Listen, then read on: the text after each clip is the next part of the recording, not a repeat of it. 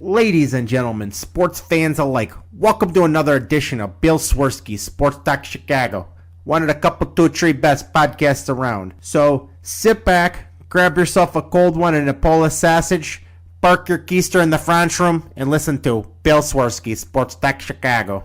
In Chicago, you know that all sports rock. The Bears, Hawks, Bulls, Cubs, and Sox. Pick your favorite, you can choose, as long as the Packers lose. For everything you need to know, it's Bill Swirsky's Sports Talk Chicago. Bill Swirsky's Sports Talk Chicago. Hey everybody, welcome to another edition of Bill Swirsky Sports Talk Chicago. This is your host. Oh wait, I want to interrupt this for a moment. Alex can't make it tonight. He has family obligations because it's a holiday. It's Greek Easter. So we have a special guest filling in. The one, the only, Big Dave. What's going on, baby? What's up, Sean? What's going on? But before we get started into all of the shenanigans, I want to thank our sponsor, the Rockford Ice Hogs. If you're not familiar with the Rockford Ice Hogs, they're the AHL minor league affiliate of the Chicago Blackhawks. What does that mean for you? You get to see the stars of tomorrow today at family-friendly, affordable prices. I know everything is shut down right now, but that shouldn't stop you from heading on over to icehogs.com. Get yourself a hat, shirt, jersey, sign up for next year's season tickets, and more. Tell them Swirsky Sports sent you. Dave, I feel like it's been forever since we talked. It's been a while. I think the last time we spoke was Bears preseason, if I'm not mistaken. Whew, man, that has been a while. Yeah, it's been a bit. I mean, that was, I guess, a time full of hopes and optimism, and you see what 2020 has brought us, and you saw what the Bears season brought us. So I felt like the Bears season last year was like I don't know, a foreshadowing for what was going to happen in 2020. Man, dude, like, well, a lot of hope, a lot of promise. It starts out, and then it's like no reality just slapped us all across the face. Yeah, just right off the bat, it was like, oh, you want to ring in the new year? Right. Take this, bitch. Right. Yep. That's just how it sounded. That's just how it felt, in that order. You know, it's too bad you are not in my neighborhood, Dave, because there's a Mexican fruit store not far from me, and they had pineapples for really cheap. So I bought a bunch of fresh pineapples. Okay. And I've been cutting them open, coring them, and making margaritas inside the pineapple like this was, Hawaii or something.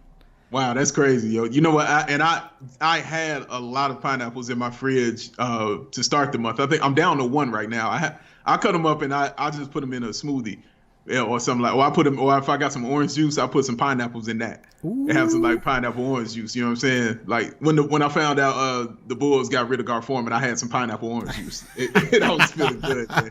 So yeah, like I have one more left, and I have a container of them because when I cut it up, I put it in a container and just leave it in there for a while. So yeah, man, it's time for me to get some more though. But I'm not going no far where you at. I'll just go down the street to the store where they're like 2 for $5, and I'll pick them up that way. Yeah, these were 2 for $3.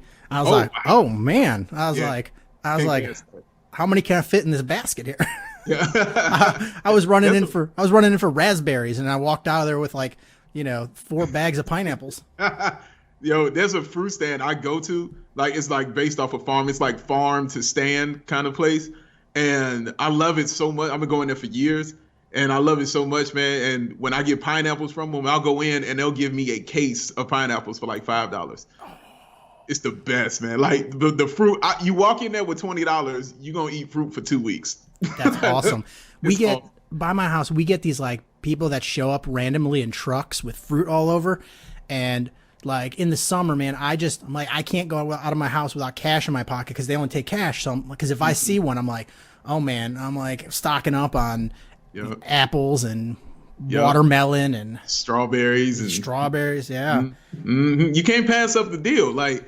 That's been people's big thing about, man, I would eat more fruit or I would eat healthier, but it costs too much. And then a guy pulls up on a truck. You're like, hey man, just give me what you got in your pocket, and I will give you this whole case of stuff. You're like, deal. You can't pass up a deal like that, man. So yeah, find you a fruit stand or find you a truck guy, and you look good. And I am not bougie at all. My favorite foods come out of a truck. I ain't even gonna front like that. Hey man, most of the best things come off the back of a truck. Yeah, It's I like true. food trucks, food that fell off a truck, like Yep. comes off a truck. I want it.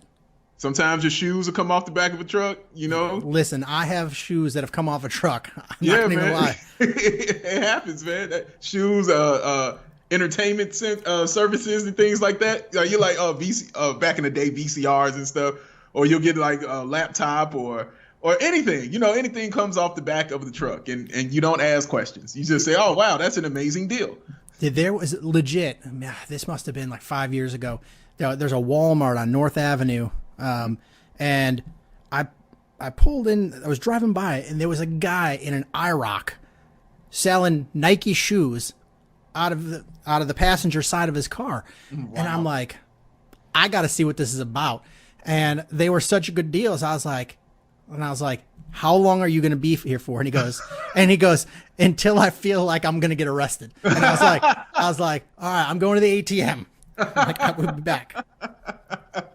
Yep, that's usually how it goes. The deal will find you sometimes. Like, you ever been out, and I've had guys when I had another car that had like dents in it, I would have guys come up to me and be like, "Hey man, I can get those out for you right now for like $50." And it was like, "What?" Like, I just came in here, you know, to go get something to drink. And they're like, "Yeah, by the time you come out, I'll have them dents out of your car for like $50." There's deals all over the city, man. You just depends on where you're at and where you're looking. So they're everywhere. If you want to eat healthy, there are deals for it. If you want to eat bad, there's deals for it. If you want shoes, you want clothes. I mean, anything. You want the latest DVDs, like, you know, you want the latest laptop. Like, there's always a guy who knows a guy, and hopefully you can find that guy. And I hate paying full price for anything. Don't like it. Yeah, I believe it. I mean, you know, you're a family man, so you know, you're looking to save money every time you spend money. So it makes sense. Yeah, it makes total sense, man. You know, the Nike outlet down at, what is that, like 87th and Stony Island? That used to be my spot for years, and now, I don't know, now the deals aren't nearly as good. But they used to be back in the day, they would just have like, you know, some oddball pair of Jordans on the shelf that are just like, you know, we have one pair of this, and it would be like $30. I'm like, deal. I'd walk out of there with, you know, everybody got 3 pairs of shoes. I'm like, these are lasting forever.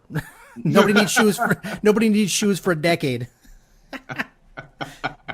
Man, well, I don't know what size shoe you wear, but I wear a 14. So when I would go into the outlet, it was hard. It was hard times for me. Like, I was spending more time looking, and then, because you know, when you were 14, they just put out shoes that they're like, you know what, you should be just happy these are here. You're just lucky they have a pair of shoes in your size. Right. That's how it used to be. Like, here, just be happy you got something to put on your feet, sir. Go ahead and put these Air Bozos on and enjoy. So yeah, that's how it used to be when I would go to the outlet, man. But you know, luckily times have changed. And you're able to find, like I said, I'm able to find those deals. I wear a size 10, so like I could go buy women's shoes. Yeah, you good. Like, yeah, you good to go, man. That's the most common size. Yeah, I could go in there and shop in like the large women's sizes, and I'm like, hey, here we go. He's like, hey, ladies, how's it going? Oh, you using that one? Nope, I'll take that. Thanks. It's true. You know, it's true, man. One time I was like looking around, I was like, huh, I like those. But they were like, oh, that's women's shoes. And I was like, I don't care. They're like half the price of the men's shoes. They fit. All right, I'm getting these. Yeah, sometimes there's some dope women's shoes that men wear. Because I've seen some, and I wish they were in my size, you know. But I'm like, oh man, those are cold. Like, oh, those are women. I can't fit those. Like, yeah, they have some cold colorways, man, and stuff for women, man. There's a lot of shoes like that for real. Because I don't think there's a woman alive that wears a size men's 14 shoe. I don't think it is either, but maybe it is. Maybe a couple of the ball players, a couple of the WNBA players, you know what I'm saying, that I just don't know have that big a shoe size. But if she's out there, let me know. Let me find her, man, because me and her need to be cool. Because if she's a WNBA player wearing that means she knows where all the connects are for the big feet people, man. For real. All right, so my friend, while I have you on here, we need to talk everything that's going on with the Chicago Bulls. Oh, yeah. So I want to start off with, you know, Alex and I talked about this last week. My theory is the Bulls got the right guy on accident. Okay. How so? I feel like the way they went about their search for a new executive was just like the last several years of the Bulls. It was a dumpster fire. And they got shut out of guys, told no, guys turning the job down before didn't want to interview. And it just wasn't a good search. And I think they found, I'm hoping, is the right guy. Mm-hmm. I don't think it was that. But you're right in how the search started. A lot of people were turning them down. A lot of people were saying no, especially Miami. They wouldn't even let them talk to their trainer or their towel boy. Like Miami was just like, you can't talk to anybody from Miami.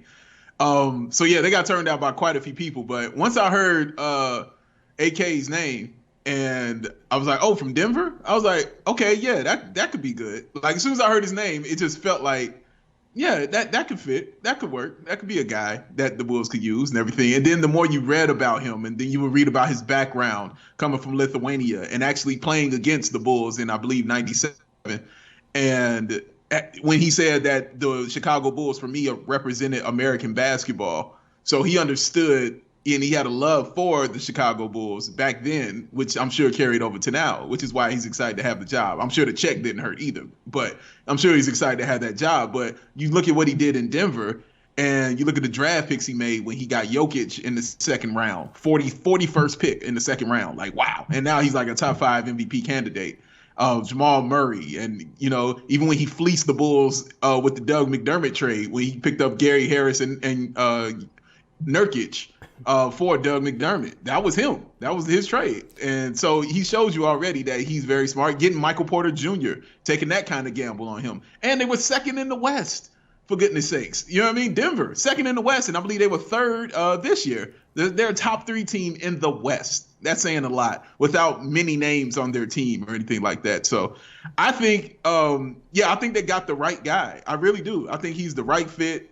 He knows this team. He knows what the Bulls are used to doing and used to winning. He knows they're global, and he wants to put us back on the map, man. So I believe he's the right pick. He's the right guy.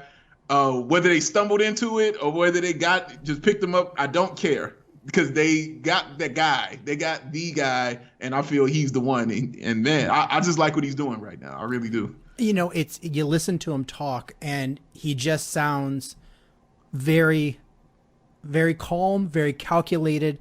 Like he came in there with a roadmap, and you just sort of want to just follow him, be like, I trust this guy, what he's saying, that he knows what he's doing and how to get there, and I feel good. And it's such a good feeling, because what we've had for a while is just chaos with Gar Forman, and end of season press conferences in the middle of the night during playoff games, and talking about accountability, but then nobody's really accountable. And, John Paxson's out, but he's going to stay on as a consultant, and Gar Forman's just going to be reassigned, and, right. Spies in the, on the coaching staff. And it was enough to like make you pull your hair out. Yeah. And you know what? And Bulls fans are right to feel that way. And I don't fault anybody for feeling that way, because like everything you just mentioned, that this team has put these fans through over these past few years, especially the last few years that they put them through. I understand why Bulls fans are leery. It's like a boyfriend or girlfriend whose significant other is always cheating on them, and they're like, no, this is the last time. And then they finally get their life together, and you still leery of them. You know what I mean? Like, because you've been cheated on so many times, man. Like, how couldn't you be leery of the situation? So I completely get why Bulls fans could be like that, man. But I think that this is just it feels different. And what really truly made it feel different is when he fired Gar Forman, because people thought it was going to be business as usual, as far as they were like, well, Pax is going to take this kind of backseat role, and Gar Forman is going to just go ahead and be the scout, and they're still going to be around, and they're still going to have a seat at the table. And then he was like, nope, he's fired. Get out. And I love the way he did it too. Is he's like, I talked about him, and we weren't on the same page with how to deal. And I was like, oh dang, he said, said out, right, out, get out. He told him to leave. He's like, I don't even like how you're thinking. It's time for you to go. And what it said was, this is my team, and I'm running it. That's all it told me, because people were concerned that, the Reinsdorfs are still going to have their guys in, still going to want to do what they want to do. No, as soon as he did that, I was like, nope, he's good. And when Paxson took the consulting role, see, people tripping on that role. I ain't tripping on that at all. All that role is going to be is he needs to know where to take these free agents to dinner. He wants to know, look, how's Portillo's? I've never been there. How's Pequod's? I've heard things about it. Lou Malnati's, is that a good place? Where can I get a good steak? Like these are the consulting things John Paxson's going to be doing now, because it ain't going to have nothing to do with basketball.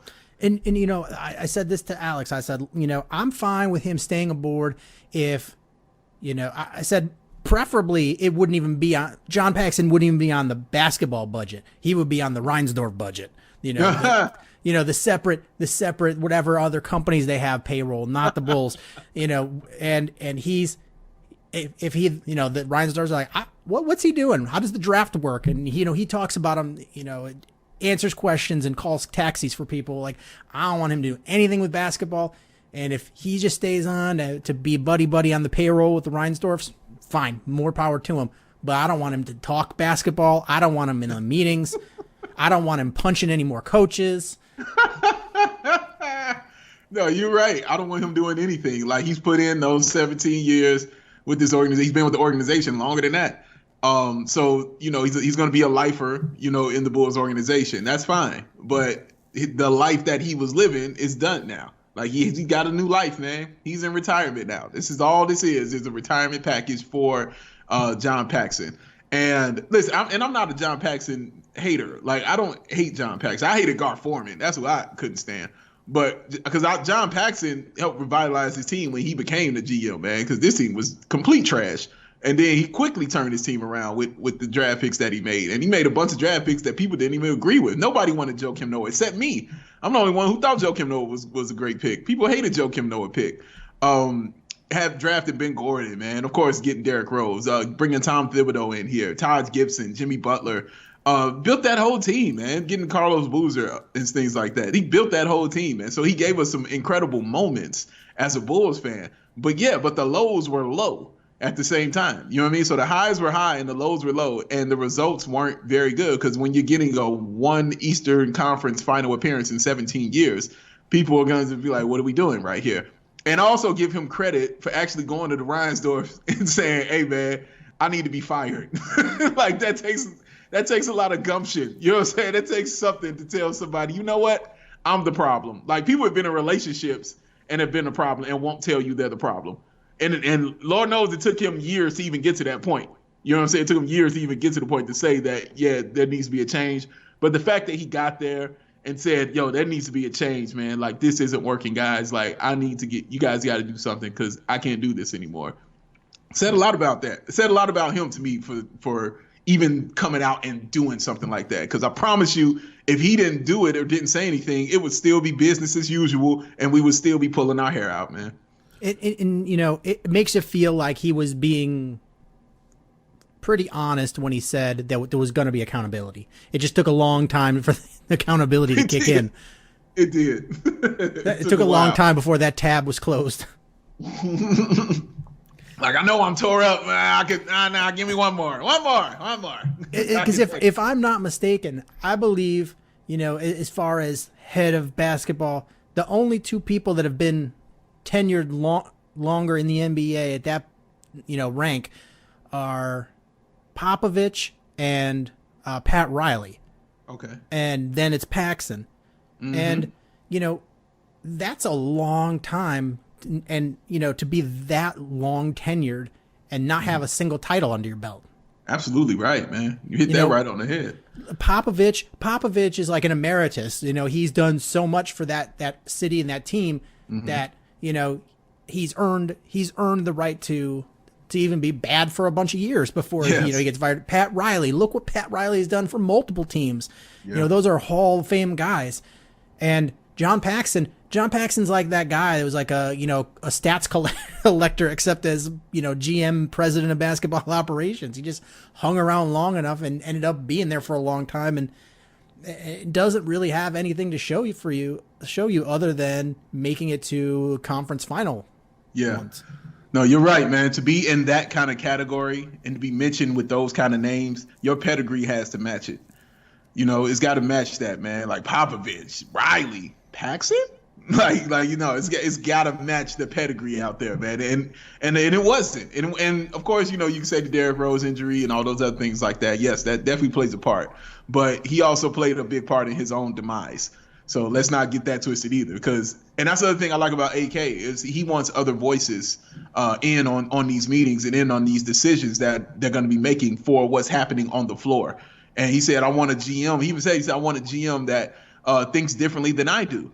And I'm like, that's awesome. We're not used to stuff like that. Like, we're used to having two guys who have the same brain and on the same page with the same thing, and they're saying yes to each other each time. You know what I mean? Like, and the same raggedy things kept going on left and right. And the little stupid petty things that they cared about instead of what was going on the court, man, it just would drive you insane. But it just seems like AK feels different. He just feels different, man, when you see him. He feels more basketball oriented and more concerned about that. His search for a general manager and other executives, it just feels very methodical, and it planned out, like he had specific names in mind already, and he had an idea, and I like that he has explicitly said, like, I have a set of skills. I want to bring in somebody that has complementary skills because it makes me feel like there's not going to be yes men.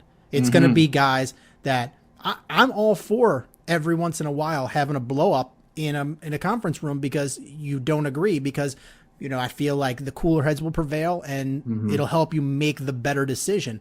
You keep saying yes enough and you wind up in rough places. Yeah, listen, none of my friends are like me.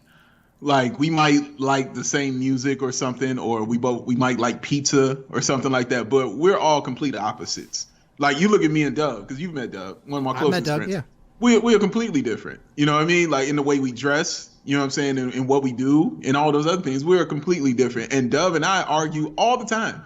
Like, we debate. Like, we really sit and we have debates about things all the time. But it always made us better and always made us stronger, because I always felt like that's how I learned. And I've learned so much from him within our friendship, just from learning that he's different. You know what I'm saying? So many things I know now about computers, and so many things I know about audio and things like that because of him. You know what I mean? Like, and that's what I like about AK, is wanting people around him, like you just mentioned, wanting people around him that are different, that aren't yes men. That's awesome. That's awesome to me, man. Like, because that's how you learn. That's exactly how you grow as a person. And that's how you're going to grow as a good basketball team, is because people are going to be looking from different points of view, which means you can look at every single angle that way. That's awesome. That way you can come to an even better decision. And right now, I just completely trust what he's cooking, because it smells awesome coming out of that kitchen, man. What he's cooking up in that kitchen smells damn good, Sean. Like, it just, I can't wait to eat. I can't wait to eat it, man. It smells good. Now I'm just waiting for us to win the draft lottery, and then to see AK in action with the draft lottery. Yeah. And what do you think? Do you think he's going to shake up the roster, or do you think he's going to try to bolster the roster? That's a really good question. I think it might be a little of both. Of course, he's got to see, what he's got first. And as soon as he sees, because, Jim Boylen's not going to be there. Like, let's just get that out of the way. He's going to be there, to finish out the season when it, resumes, or if it resumes and things like that. He'll get that opportunity to finish that out. But I don't plan on Jim Boylen being here because he's a terrible, terrible coach. He's absolutely hot garbage. Oh my God, the hottest of garbage. It's the worst. Honestly, the worst Bulls coach I've ever seen. And I've seen a lot of Bulls coaches, and he's honestly the worst, because it's one thing to be bad, and it's another thing to be bad and stubborn. It's like when you're 2 + 2 is 5. No, it's not. It's 5. I'm telling you, that's what it is. Like, dude, no, I'm giving you graphics and things to show you that it's not. That's what it is, and that's what it's going to be. And then just be wrong about it, and then be like, oh, well, you should have done the math better. Like, he's that kind of guy. I don't like that kind of guy as far as a coach. Now, I've always liked Jim Boylen as a person. I thought he's an awesome human being. He's a guy I would love to watch the game with. He's just not the guy I want coaching the game I'm watching. That's all. But he's a good person. But he can't be the coach. He's got to get out of here. So I think when he makes those evaluations, when he watches them and he watches the offense that they kind of run, then I think he'll decide if he wants to make some trades or if he wants to bolster that roster. Because I think it'll be a little bit of both, man. Like, it might be just too many pieces here that he has. A lot of people have mentioned Zach LaVine in that as far as the trade is concerned. I think the Zach trade will only come up if the Bulls get another point guard. Like, if they get that high pick in the draft and they mess around and they get LaMelo Ball, who I want, and that's who that draft pick is, and then it's going to be really hard for me for Zach, because LaMelo's going to play the point. And then you have Kobe, and then you have Zach, and both of them dudes got to start. And so going forward, you're going to see who do you value more. Is it going to be Kobe or is it going to be Zach? And I think they might lean towards Kobe only because of what he's shown in a rookie season, and to be so young, 19 years old, and to be doing it like he is, they've already made that commitment to him. I don't think they're going to get rid of him this early, whereas Zach, is a veteran who has obviously improved and has carried this team the past 2 years and has been the only thing worth watching for the past 2 years in this Bulls organization, on this team, on the floor. So I think Zach might be the odd man out if that happens. I hope that he's not, but I think he might be the odd man out if that happens. I also think you got to look at Wendell Carter Jr. too. Being 6'9", them making him put on 20 pounds. Like, he was 270, Sean, coming in, which is crazy. 6'9", 270 playing center is not good. And he's been injured a lot. He can't stay on the floor, whether it's foul trouble or whether it's injuries. They completely wrecked his game because he had a nice smooth game, but then they told him, no, you can't shoot mid-range shots anymore. And he just looked confused out there. Like, what am I supposed to do with I don't know what to do with my hands. He was so confused, man. He was Ricky Bobby. He was Ricky Bobby about there. What do I do with my hands? I don't know what to do with my hands. He was just so lost, man. So I don't know if I think he's playing out of position, but you can't move him to the 4 because you got Lowry there. So that's the guy I want to know what they're going to do with marketing. Yeah, marketing. He's the guy I want to give one more year to. I just want one more year. It's as simple as that for me. I want one more year because of what I saw and what I've been seeing before this year. This year, I'm erasing for everybody because everybody outside of Kobe White and Zach LaVine regressed. Everybody regressed. Everybody took a step backwards. And Kobe White was taking that step backwards because they were telling him to not shoot mid-range shots, to not do what he's been doing, basically his whole career. They were like, yeah, we don't want you to take mid-range shots anymore. And the minute he said, screw that, he started putting up 30 plus. Like, that's what he started doing. So I'm fine with Kobe. Like, he meant that. But Lowry, just a complete regression from game one. After he got that first game of 35 and 17, and he shot, and he only hit like 1 3, if I'm not mistaken, in that game. He looked incredible. He was awesome. After that game, a complete regression from him. I've never seen a player do that before. To be averaging like 19 and 9, you know what I'm saying? And coming into your third season with all this promise, and then you're worse. That's not how it works, especially in the NBA, and not in your third year. That's not how it works, man. You just don't build the first 2 years and then say, I quit. No, that's not how it goes, man. So I want to see it away from this ridiculous coach. And I want to see it just with a new regime in place. And this is the other reason I like having AK, Sean, is he's a guy, who's played European basketball. That's what he came up in, playing in Lithuania. And so he might understand certain nuances of Lowry's game that other people and other coaches might not understand. So I'm eager for that to see also, man. So, yeah, I want to see one more year with Lowry. I understand y'all might be fed up with him. You're like, this dude is a bust and he's trash. I get it. But, oh, man, I know what I saw them first 2 years, man. And I can't not unsee what I saw. So I just want to see one more year of it. If it's still this, okay, then I'll just move on. I'll cry about it and move on. But I just want one more year. So my man Ross posted up some Twitter fun the other day, and I want to get your takes on them. Mm-hmm. Who wins in a dunk-off, Isaiah Ryder or Harold Miner? Isaiah Ryder or Harold Miner? Wow, that's a great question. Man, J.R. Ryder was awesome. I mean, I still remember his dunk contest when he was putting it between his legs. Harold Miner, of course, is Baby Jordan because they called him that because, of his dunking, not because he actually played, but because, he could actually dunk. And he even wore number 32, which is backwards 23. Wow, that's a really good question. I think I'm going to take Harold Miner. I think Harold Miner was a better leaper than JR. But I was really a big fan of JR, man. I really was. And I liked when he broke out later on in his career and actually, became a valuable player, especially for Minnesota and things like that. But yeah, I think in a dunk off, I think I'll go with Harold Miner. I think I'll go with Harold because just that leaping ability and that athleticism he had is off the charts. All right. Which one of these failed Grizzly players did you believe in more when they were drafted? Sharif Abdur-Rahim or Stromwile Swift? Oh, Abdur-Rahim, no question. I knew Stromwile Swift wasn't none from the beginning. No, are you kidding me? Like, anytime you come in with your own dance after you dunk, no, it's not good. I was like, nah, man. Like, he could dunk. He could dunk on you all day long. But then it was over. That was it. No, Sharif Abdur-Rahim came in with a game, and I thought he had a complete old man game. And old man game always works. And I thought he was going to be a real talent. And he had a couple years when he was. You know what I mean? At least one good year where he was actually a for real basketball straight up talent. And I thought Sharif was going to be nice, man. And I thought he had an okay career. But Stromile Swift, no, I had no faith in whatsoever that he was going to have an NBA career. I thought he was going to be cool for a couple years because he could dunk on people. And then that's it. He just he didn't strike me as the guy that was going to work on his game to try to evolve.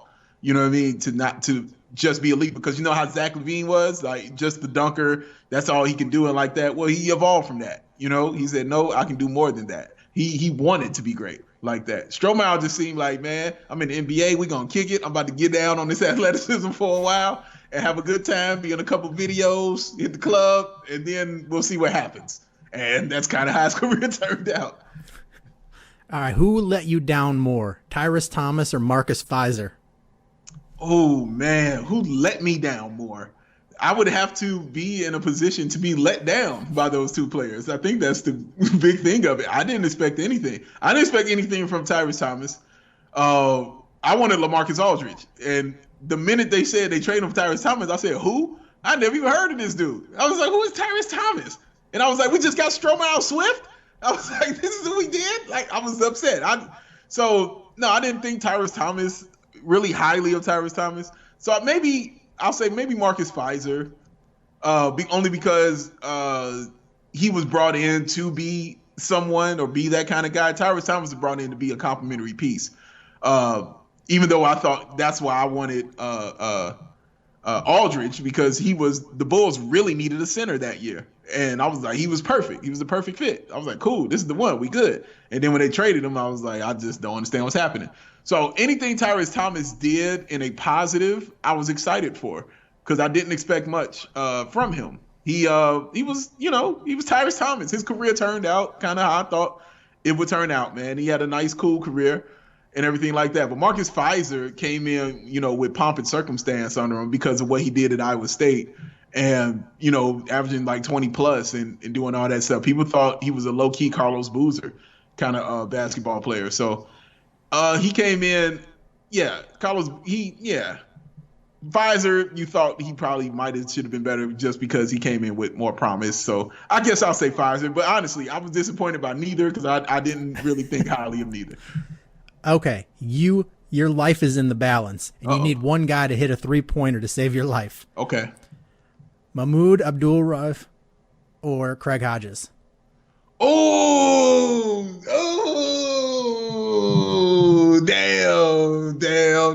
That's a good question. But I'm going to go with Mahmoud Abdul-Rauf on that one, man. Shout out to both of them brothers, man. I really got true love for both of them brothers right there. Yeah, I got to go with Mahmoud, too, because he had like ice cold water running in his veins. God. He would have just hit it like it didn't even faze him that your life was in the balance. It's like, right. I had it. Right. What, you were worried? Stop tripping. You know what I mean? If it was if I don't know, but it's hard, because if you're telling me it's a 3-point contest and you're talking about the greatest 3-point contest shooter ever, and Craig Hodges. Like, the dude hit like, what, 20-something in a row? 18 in a row, I mean. 18 threes in a row. Like, you're talking about the greatest ever when you talk about that with Craig Hodges, man. But I'm thinking in terms of a game and they just got the ball and we just rolled it out to them and they got to shoot it up. And, yeah, I trust Mahmoud right there. But Craig Hodges, man. Oh, Craig Hodges, dude. He was fire, okay? He was flame on when he was shooting that rock, baby. It was nasty how he did it, man. So, man, but much love to both of them brothers, man. I really got respect for both of them. All right, who's the better white guy dunker, Brent Barry or Tom Chambers? Oh, better white guy dunker. Well, Brent Barry has the award. I don't know if Tom Chambers won the dunk contest or not. Better white guy dunker. You know what? I love Tom Chambers. His dunk was more iconic to me. I don't know if you remember the dunk he did where he was coming in on the break and he got the ball and it looked like he floated to the rim. It was one of the most incredible things I've seen. It for real looked like he floated, like he just got stuck in the air and just floated and glided to the rim and dunked it, man. Tom Chambers was awesome that way.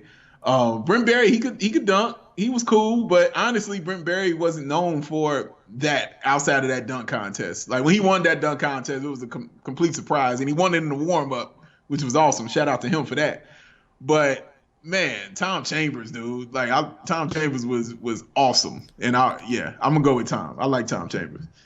Tom Chambers always gave me hope that I could play in a basketball league. Seriously, because he didn't look like he could. He just looked like your Uncle Rico. He just showed up and was like, "All right, guys, let's play." And then he had some game. You're like, man, where did this guy come from? But he still was like 6'10" though. Like, you know what I'm saying, Sean? Like he's still like 6'10", dog. Like he still had that going for him at least. Oh, I get it. I'm 6'1". I got, he's got a ruler on top of me. You know, right. It's different, but he didn't look like he could do shit. And you're just like, but man, he got some game. He did, man. He had some complete game. He was awesome, man, to watch. He had some real straight up game. So yeah, shout out Tom Chambers, dude. I like Tom Chambers a lot. I did. All right, what else do we got here? Who had better handles, Jason Williams or Tim Hardaway? Oh man, it's tough for me to go against Tim Hardaway, man. It's very tough for me to go because that's hometown, and that's the UTEP two-step. The crossover that man invented, you couldn't stop. Jason Williams, man, white chocolate with the handles. I mean, the dude made a pass off his elbow, for God's sakes. He was one of the best ball handlers that I had seen. You know what I mean? Like, he was incredible with it, man. But I can't go against the hometown. Like, I cannot do it. I can't bring it to myself to go against Tim Hardaway and just how awesome he was and the fact that he created the crossover. Like, he started it, you know what I'm saying? Like, he created that, man. And just what he did in the league with it. You know, just being an all-star like 5 times. He was all-NBA, you know what I mean? Like, he was all-NBA first team, you know what I mean? Like, he had a real basketball career, man. Got his number retired. Like, it was awesome to watch Tim Hardaway play. And watching him play point guard was just awesome. It was just great. He was one of my favorite players watching. But Jason Williams, not to take, I don't want to take nothing away from him because the dude could play. The dude was really awesome, man, and he had some sick handles. Like, his highlight tape is like just so much fun to watch, especially when he was with Sacramento. Man, dog, like that highlight tape when he was in Sacramento was serious business, man. But yeah, in the end, he was so flashy. He was so flashy, dog. He was so nice, man. But I think I might have to go with Tim on that. I can't go against the hometown.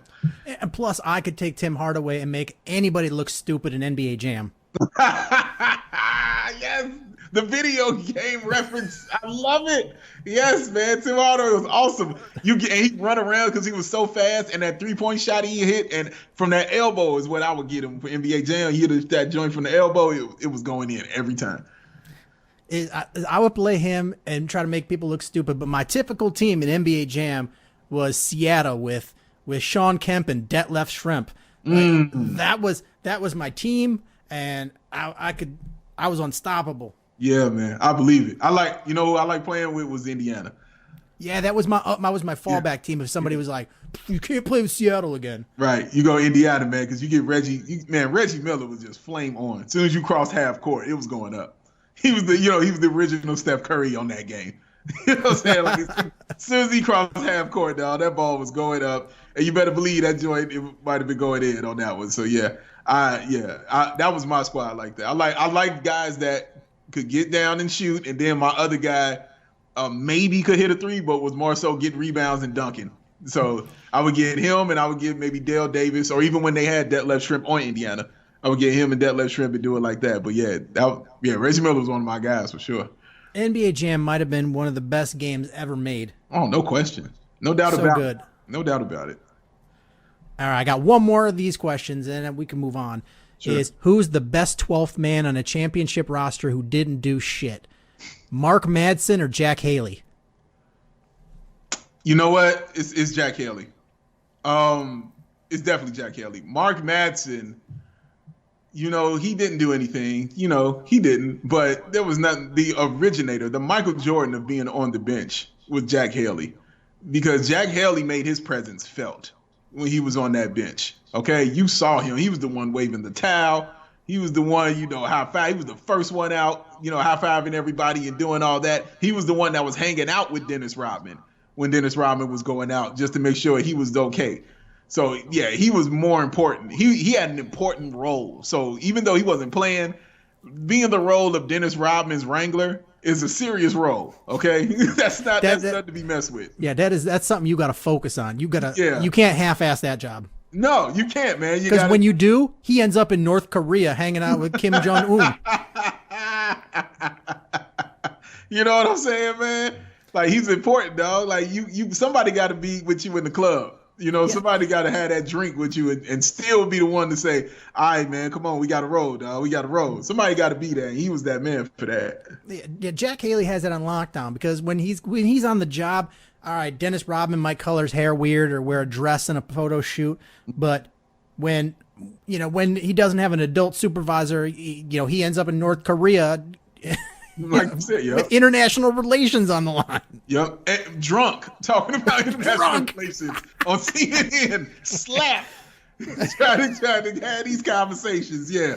So yeah, you're absolutely right on that, man. But I think it was definitely Jack Haley. He carried a serious burden, man. You know what I'm saying? Rest in peace to that brother, man. But he had a serious burden to carry, and he definitely carried it. And he made himself known, and he made his presence felt when he was that 12th man for sure. So, with no sports on, have you found any pseudo sports to watch to occupy your time, or is it video games and reruns of sports? Pseudo sports. That's a good question. It hasn't been video games. I definitely have a PS4. I just haven't been playing it. Because I take care of my mom, so I've turned into Howard Hughes. Like I'm just over here cleaning everything. Like I wash my hands like 80 times a day. Like I don't trust people if their hands aren't rusty. because you know what I'm saying? Like yeah, man. Like I've turned into that kind of guy. So I'm always cleaning. I'm always making sure everything's right, man, and doing stuff like that. But as far as what I'm watching, I just catch up on a lot of old stuff, man. Like because I have Hulu and I have Netflix. And so there's a lot of things that I can catch up with that I haven't, been able to watch. Like Ozark, I'm about to start catching up with. And and sometimes I like trash. So I was watching this show on Netflix. I think it's called Love is Blind. Oh my God, that is straight trash. Yes. Oh, I loved it so much. It was ridiculous trash. I loved it so much. If anybody hasn't seen the show, it's basically two people get in a box and they can't see each other. And based off of the conversations they have in 7 days, they have to decide if they want to marry this person, not date this person, marry this person. And so when you make that decision that you want to marry them, then you see them and then they'll send you off, to, have some time to get to know each other and all this other stuff. And, out of about the 8 couples, I think only one worked. Did you see the finale or the recap? Oh man! Yeah, I saw it. I saw all of it. I watched all of that. That was, whew. Yeah, it was ridiculous. I thought there was gonna be a fight. Yeah, man, it was foolishness abound. So I think 2 couples really truly worked on there. And I think it was just two couples that really, I was like, you know what? Yeah, this could work for them. That's cool. And I think the one couple only worked because they just bored each other to death. And they just fell asleep and woke up like, oh, hey, nothing went wrong. All right, we're good. All right, we cool. You know what I mean? All right, you want something to eat? Like, do something like that.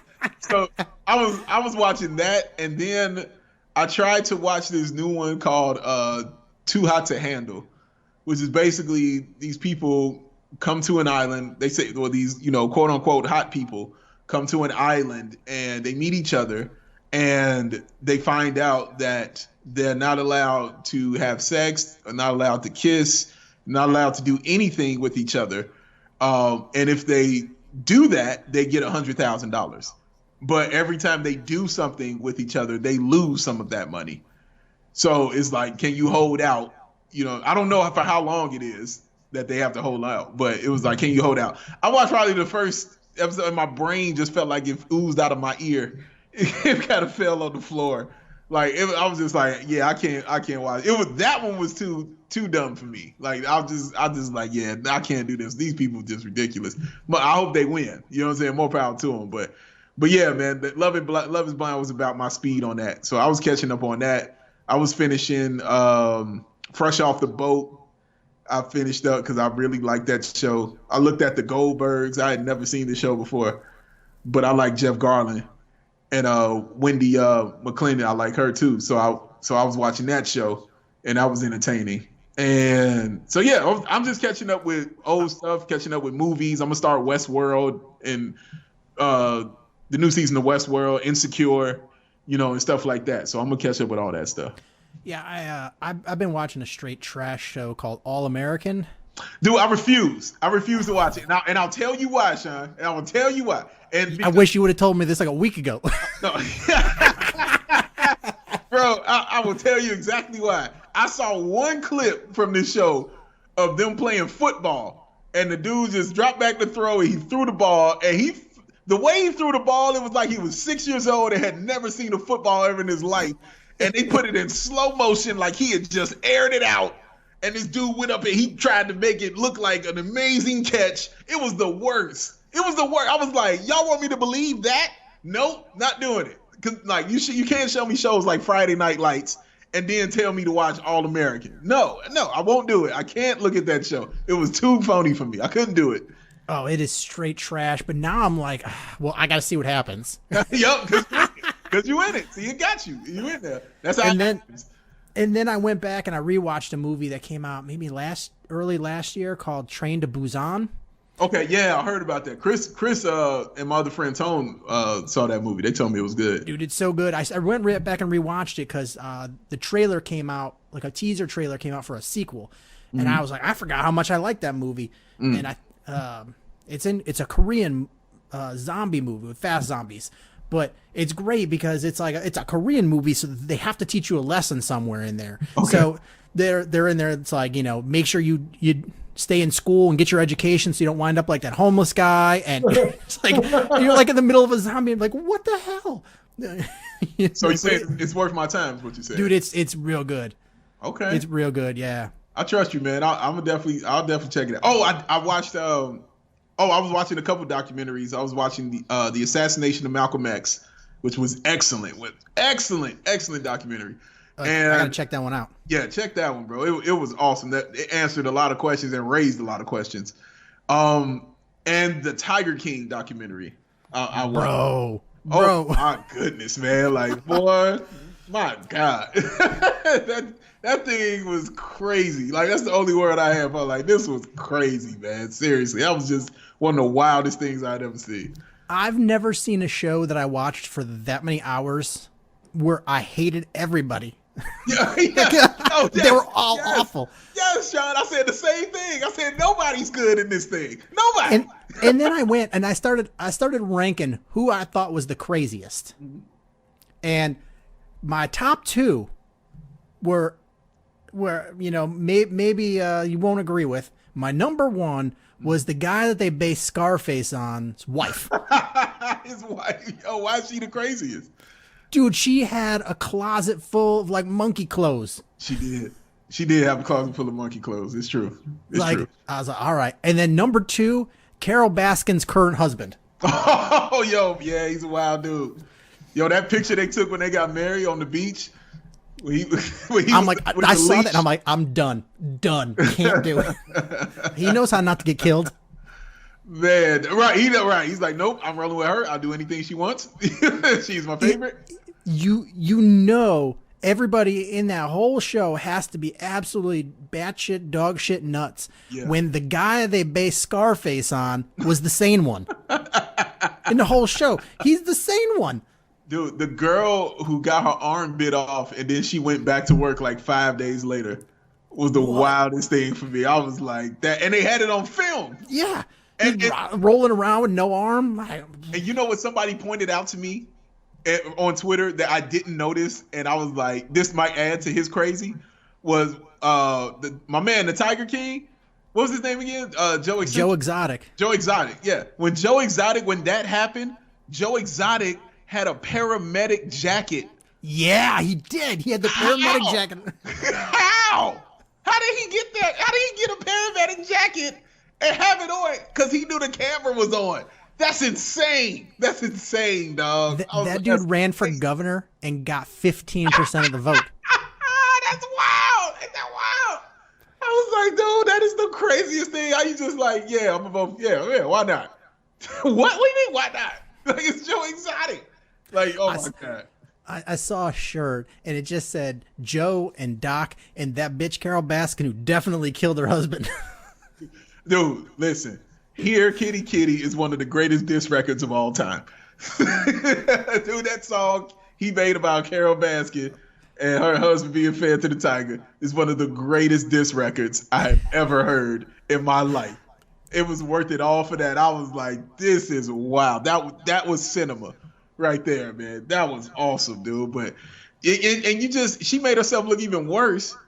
It wasn't even the fact that he disappeared. It's because it's the fact that after he disappeared, she took his stuff and put everything in her name. And took everything. You just said, y'all can't have nothing. Listen, both of us have been alive long enough where if somebody comes at you and says, I think you're dog shit because of X, Y, and Z, you can look at it and be like, I could see what they're saying about this one. That one's crazy.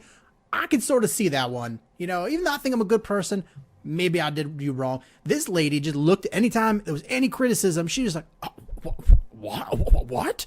And you were like, you crazy bitch. Dude, she's something, man. And then the new guy who came in and bought the zoo, like, even him, dog, like, nobody was good. Nobody was just, you were like, I'm really rooting for this person. You know what I mean? To be nobody, like, not one of them was good, dog. Yeah. That dude always had the bandana and the hat, and I was I was like, why? And then I saw that he didn't even have a 4 head. He didn't even have a 5. He had like a 9 head. He had the Bret Michaels special the entire time, dog. Like, that dude, man, like, it's all bad. Like, his hairline receded all the way to his ass crack. Oh my God, man. What a documentary.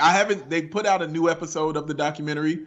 I think it was like a recap talking to the guy who did the filming and I think talking to the people in the documentary since it's aired, and then they re-interviewed them. So if you haven't seen that, you should check that out because I haven't watched it yet. But yeah, I got to check that one out. Did you see? There's a cable channel called Investigative Discovery, and they're going to air a series where they investigate the disappearance of Carol Baskin's first husband. Wow, they should, man. I mean, seriously, like, that's crazy that he's just disappeared and it's unsolved and there's no trace of him. Like, I'm not saying she necessarily did it, but there is no doubt in my mind that she was involved somehow. Yeah, man. Like, when he went to his receptionist and gave him a letter that says, if anything happens to me, give this to the police. Like that's saying something right there. Like, that means something. Seriously, man. But for me, what the kicker was her just wiping everybody else out and taking all the money and saying this belongs to me. For me, that was the real kicker of everything, man. But dude, I can't wait. The movie rights have already been put out there. I can't wait till the movie comes out about this because that's going to be even crazier. I think they're going to have to do it in kind of a pain and gain style. You know what I mean? Because it's so crazy, you know what I mean? Like that if you make it dramatic, it would just be way too sad. So yeah, it's gonna be interesting going forward. But man, what a documentary, dude! Like that is something. That was one of the craziest things I'd ever seen. And Shaquille O'Neal makes an appearance, for God's sakes. It makes me like wonder, like, you know, like a husband and wife could take their stimulus checks, put it together, and buy a tiger. Right. Oh, we didn't even mention my man who owned that other zoo on the other side of town. I mean, in North Carolina. Yeah, we didn't even talk about him. He got a harem. Like, dude, yeah. They're not even allowed to go. They're not even allowed to go into his house. Yes. They have their own house. They have their own, man, dude. How wild is that? And then the lady who escaped, and she's like, I never did anything with him. I'm like, that man bought you a boob job. Yes. Like, there is no way. Don't lie to me. Changed your name, changed everything, changed your whole entire life. You gave up your family and worked for this guy 365 days a year for $100 a week, and he gave you a boob job, and you didn't do don't you ain't gotta lie. You ain't gotta lie, Craig. Like, man, I don't, and you know, you go in because you know nothing about this kind of world. You know what I mean? Like, this is all a brand new kind of world, a zoo world I know nothing about. You know what I mean? So just seeing this, and if it's this insanity to this kind of level, I'm like, man, dude, I'm glad I didn't go to zoos a lot. Like, I felt better about it. Like, yeah, because I just didn't like going and seeing the animals not have that fire in their eye. And I stopped going to zoos when I was a kid. Like, I was like, yeah, I don't really like this. It wasn't fun for me. But man, dude, I didn't know it was a lifestyle. Like, I tried to explain to some people. I was like, you know, like, it was wild, but if you take away the tigers from this, there was a lot like the people that my dad, you know, was friends with and had around when I was growing up. Like, my dad had some wild ass friends. He had a friend that had a gorilla, and he had another friend that had a panther. And my dad, when I was a kid, put me in the cage with this panther, and he came in too. The panther growled at him, so he's like, I'm out, and he just closed the door with me in the cage with a panther. Like, what? Like, when I grew up, no joke, when I grew up, we had a random ass homeless guy living in a dirt floor trailer on the property that we called Billy Goat Bob, because he had a pet billy goat. What? Like, this is like, so I'm just like, you know, I could totally see this, because this is, you know, I know people like this. You know, the fact that you can actually relate to this just makes me have a million questions about your upbringing, bro. The fact you can say, you know what? Yeah, I can relate to Joe Exotic. Says a lot about this, man. And Doc, yeah, that makes sense. I get that. Dude, why ain't you written this down? Why haven't you putting this in the book? Like, why didn't you put this on something? That needs to be in something. Seriously. My dad was wild. Like, yeah, wild. And dude, Sean, that says a lot. It says a lot of, man. Now, you know, you just gave me a piece of you, and I like, you know what? I get it now. I give up my man Sean. It's like how he is now, and that's all right. You got locked in a cage. You got locked in a cage with a panther. That's crazy, G. That's crazy, man. I'm glad you okay, bro. Like, for real, man. So like, it's funny because like my father-in-law like was never impressed by where I got to in life until he met my dad and was like, I got a newfound respect, man. He's wild. Billy Goat Bob. And somebody I know through some, like, you know, forums on Facebook was saying that, you know, he would spend weekends or summers in the Midwest with his grandfather, who had like exotic animals. Okay. And I was like, wait a minute. I started talking with him. I was like, my dad was friends with his grandpa. Yo. We were talking like, you know, there was some real similarities. Like we reckon, like, crazy recognizes crazy, and we recognize some stuff from Tiger King, and we started talking, and we're messaging back and forth. I'm like, bro, man, like this is hitting way too close to home. Oh my God, does your wife know these things? Oh, I mean, she knows most things, and she met my dad. So Okay, so she got it. Okay, she like, yep. Yeah, she met my dad when he was old and toned down. But true story is he was in the hospital, and we went to go visit him in the this was before he passed away in January. But before he passed away, he was in the hospital.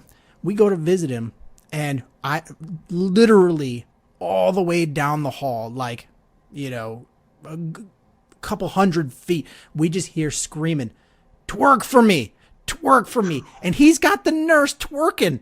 Stop it. Yeah, He's lying. Swear Stop to it. God, he's good twerking. He got the nurse shaking it for him? Yeah, Stop it. Where is this? Where was this at? What city? this was it's a Gottlieb Hospital. I think it's Melrose Park. Melrose. Okay, so it was here. Okay, I just want to make Yeah. sure it was Oh here. no, Okay. it was here. Yeah, no, he. He had the nurse to work it for him? Stop playing. Was he tipping her or something? No, my dad had no money. Oh my God, this is the best. My dad died with like $300 in his bank account. Oh my God. He had no money. And a lifetime of memories. But when we moved him in with us because he was old, Right. like he became best friends with our next door neighbors who only speaks Polish. My dad doesn't speak a word of Polish, but he would just go out to the yard and just yell in a fake Polish accent at him, thinking he was speaking Polish. That was the best. Man, I You wish- drunk vodka? You drunk vodka? And he'd go over there for hours. I'm like, what do you guys talk about? I don't know. Neither one of you speak the same language. For hours. Yo, he for real sounds like me.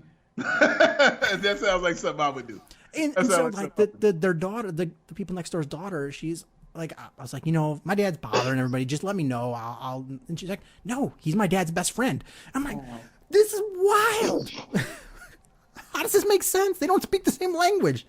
It works, man. I mean, I don't know. Love is a language. They just had love for each other, brother. They just had some real love for each other. That's awesome. Like, for real, that is awesome. That is really cool, dude, to have that and break a barrier without even knowing what's going on. But like when we moved my dad in with us, like I was going through his garage. I was like, how the hell do you have a Jaws of Life in the garage? Oh, got it from somebody. Billy Goat Bob handed it to him one day. Probably. I mean, my dad chased Billy Goat Bob with an axe before. I was like, Oh, of course. bro, you can't go to jail over Billy Goat Bob. You know what? When I watch some of these shows now I'm going to just think about you the whole time. Because I'll be watching Ozark, and I'm like, yeah, Sean could probably relate to this now. Like, I'm seeing, I get it now. Sean can relate to some of these characters, man. You're like, oh, man, this is completely made up. Nope, it's not. Sean's pop got nurses twerking for him in the hospital and Jaws of Life in the garage while he got his Polish friends chilling. Dude, that is an awesome person, man. Like, for real, dog. Like, he lived. He lived, bro. That's some good stuff. And he wasn't even the wild one of the family. And that's even more insane. Yeah. Yeah. So Like, you're the toned down version, is what you're saying? I'm the one that I swear I'm adopted because you go to my family functions and it's mayhem. And your wife still married you. I know, right? And said, yes, let's raise children. Yo, yes, man, she is a saint. Okay? She is a saint, sir. I know. She was the only one that could put up with my dad without wanting to murder him. He was just everything he'd said was just like to be antagonistic. Wow, dog. He's like, I got an axe. I'm ready for you. Like, come on with it. However you want it. Wow, dog. That is awesome, dude. That is really awesome, man. My man can relate to the Tiger King. Wow. Yeah, like I just had, because my wife, when we were watching, she's like, how does this guy get these random people over there working for nothing, putting their life on the line? And I was like, I mean, my dad had that. It was like he had random ass people just showing up, doing work and not paying them and, whatever. I was like, my dad. That's what he did. Like, it's just what he did. He could have been he could have been an even worse human being. He could have been a worse human being, but he used that power for good. I mean, we didn't have tigers, but Right. But you had access to gorillas and panthers, so you had something going on, man. Dude, you're in a cage with a panther. Like, you are not the same. You are not the same when you walked out of there, man. For real. yeah, that was my draws were a bit browner. Yeah, right. That's good. But yeah, true story. So like when I graduated from college, is my dad showed up at the graduation ceremony. It's at McCormick Place. Okay. It's a big ceremony, and like they're going through the commencement, and somebody I knew leaned over and goes, "I think your dad's yelling," and I was like, "Nah, bro. Like, it's DePaul. Like, it's DePaul's LA&S graduation, and it's huge." And I'm like, "No, bro."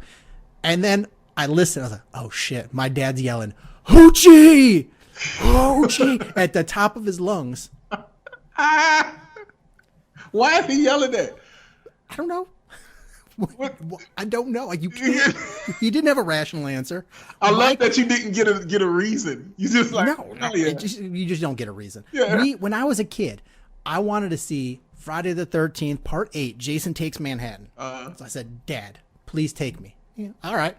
So we go to the movies. My dad's smoking in the theater. Of course. The usher comes up and goes, "You can't smoke in here." And he goes, "Who's going to stop me? You?" And then he starts yelling at the screen, and somebody turns around and gives him like the look, like, you know. So my dad starts throwing popcorn at that guy for the next 15 minutes. Yo, dad, yo. And yelling, "Fight me. Fight me." Yes. Listen, animal people are different. He took me to see a movie once, and 10 minutes in the movie, he just as loud as he could, "Oh, this movie fucking sucks." And then he got up and went out into his car. I was like 9. He just left me in there. He got in the car and sat in the car and smoked. So come out when you're done. Oh my God, you had to grow up quick. Another true story is this was before my mom and dad got divorced. I must have been like 2 years old. My mom was like, "I'm going shopping. I'm leaving Sean with you." And my dad didn't have time for that. Okay. So I grew up out in the middle of nowhere on a horse farm. Okay. And my dad put a saddle on a horse, put me on the saddle, tied me to the saddle, and turned the horse out to the pasture and went about his day. And my mom came home, and the horse is standing in the corner of a pasture sleeping. I'm sleeping on there, hunched over, and my dad's nowhere to be found. He tied you to a horse and left you there for the entire day. Yeah. At the age of 2? Yeah. Son. Yo.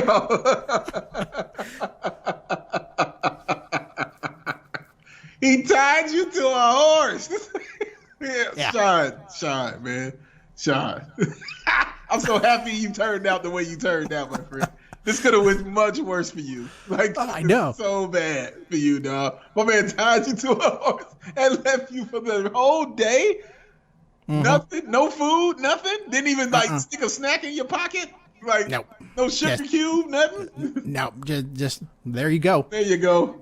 Did he make you saddle it like you're really riding a horse, or how did he put you on it? No, just put the saddle on the horse, put me in the saddle, and then tied my legs into the stirrups. And wow, dog! Like, how did that, man? That had to feel like hell when that got off of there, man. Oh my God, dog! You were 2. See, I can laugh now because you're alive and well and healthy. Because that was 40 years ago. So I lived. I'm all right. But my mom, and you have a kid, so yeah. My mom was pissed. Oh man, are you kidding me? Absolutely. You would have lost. Oh my God, I cannot imagine something like that with my parents, though. Like that is completely wild. He tied him to a horse at 2. You really shouldn't be giving this stuff away for free. You really should be writing this stuff down and putting it on something, man. Seriously, dog. This is a movie. Like, this is a TV show. I'm sitting there watching the Goldbergs. Like, the whole show is about dude who had a video camera of stuff he just filmed when he was a kid, and they turned it into a TV show. Oh, there was what's that show that they had? It was like, shit, my dad says. And I'd watch it and I'd be like, my dad says way wilder shit. Right. You're like, oh, that's nothing. I'm like, that's the G-rated version of right. what my dad says. That's Aladdin. Get out of here. That's nothing, dog. What, he stabbed you once? Ah. Try getting stabbed while riding a horse. Get out of here. It's nothing. Dude, man, that's you've lived a life, sir. Yeah, I remember being a little kid and my dad throwing me in the truck and be like, all right, come on. So we had a family friend who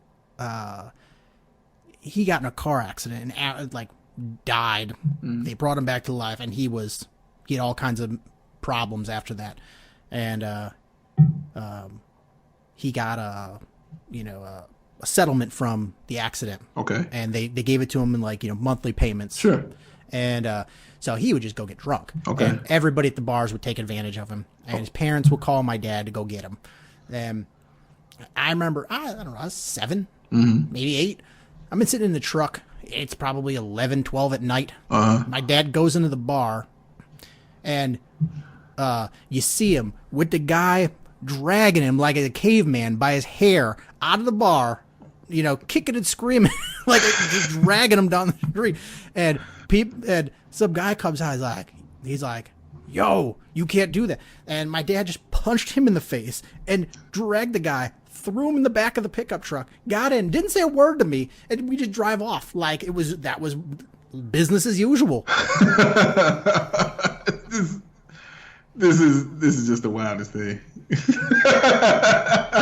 just wild, Sean. Like, seriously, man, this is wild stuff. I sincerely need you to write this down because your memory is awesome. So I need you to sincerely sit and write some of this stuff down, man, and then take it and then tell them it's a true story. That's what's gonna sell it. Is the fact that you didn't make any of it up. That is a true story, sir. Yeah, man, you can make this money. I gotta sit down with my sister and come up with some more because it was so much. It just like, you did the things that just happened just didn't make sense. Yeah. You were like, wait, this is not how things are. Everybody else's reality. No, not at all. Not at all. Not at all, my friend. At 2, strapped you to a horse, left you in a cage with a panther. And how old were you? Yeah, I mean, with the panther, how old were you? I don't know, by 4th, 5th grade. Okay, so you were barely like 10 or 11 years old. Yeah, somewhere around there. Okay. And I was like, I'm like everybody has buried an El Camino in their car to claim the insurance money that was stolen, right?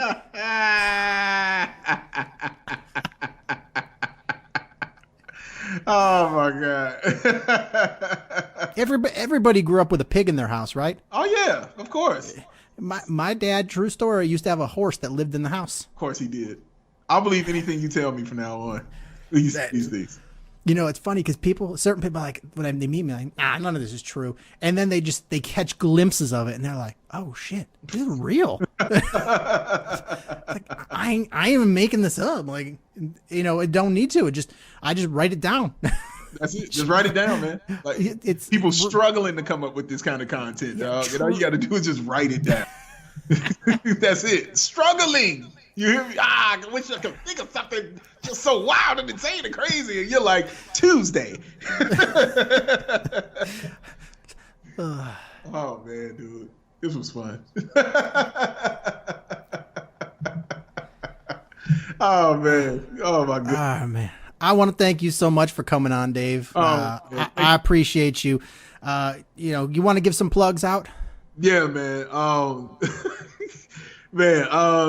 Check out our podcast, Bow and Bow on Bulls.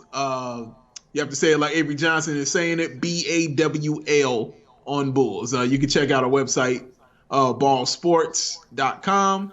You can find all our shows there, and anywhere you listen to podcasts, we are also there. Follow us on Twitter. You can follow me at Ball Sports, and you can follow Chris at Ball Sports 1. And we are also on Instagram at Ball Sports. And also you can check me out on the Bulls Outsiders. We do a weekly podcast now.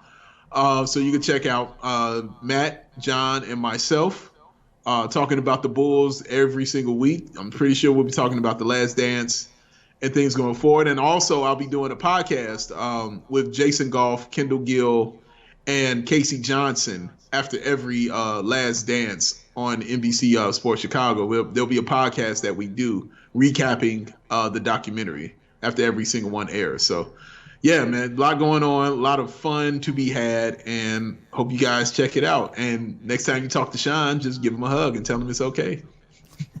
And I want to thank everybody so much for listening. Please, however you listen to podcasts, whether it's iTunes, Stitcher, YouTube, TuneIn app, Google Play, Spotify, hit subscribe.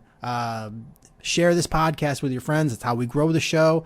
Follow us on social media at ShyFanPat1, at Swirsky Sports, Facebook.com/Swirsky Sports, SwirskySports.com. Thanks everybody so much for listening, and until next time, bear down. Cubs win! What a lucky break! The good Lord wants the Cubs to win! We thank Ditka and God for all they have provided. Cubs win! Cubs win! Cubs win! Oh, I don't want her, you can have her, she's a Packer fan. She can't fit in my van. And she looks like Denver New Yorkers. Smoking crack is not legal on planes. Bears 31 to -7. The Bears. Oh, when the Bears go bearing